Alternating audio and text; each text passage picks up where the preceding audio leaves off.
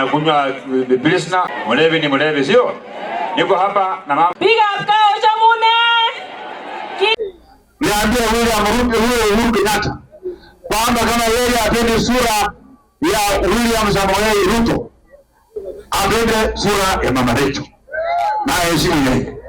Kama apendi sura ya Mama Rachel, apende sura yetu sisi wafuasi wa William Ruto.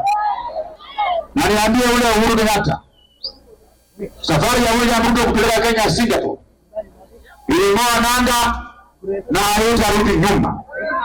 Na nimwambie asikuwe na wasiwasi, azoee sura ya William Ruto, kwa sababu William Ruto hakuna mahali penye ataenda.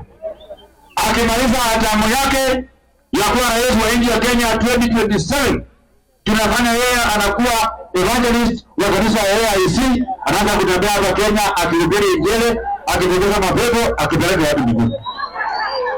Wale ambao wanafikiria Samoei Ruto ataondoka 2032, wasahau William Ruto is here to stay. They should smell the coffee and adjust their lifestyle. Because we cannot afford William Ruto apeleke Kenya Singapore, alafu kije yaribiwe atinakalazo mshoka.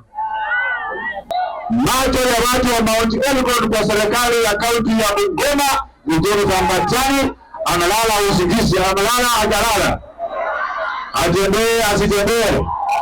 Watu wa Mount Elgon waliamua, sio kwa sababu wewe ni mwembamba, sio kwa sababu wewe ni mrefu, waliamua kwa sababu ya maendeleo yenye waliona Kimilili. Waliona madarasa yenye imejengwa ya ghorofa, wakaona maendeleo, ndio wakasema wacha tumchague nani?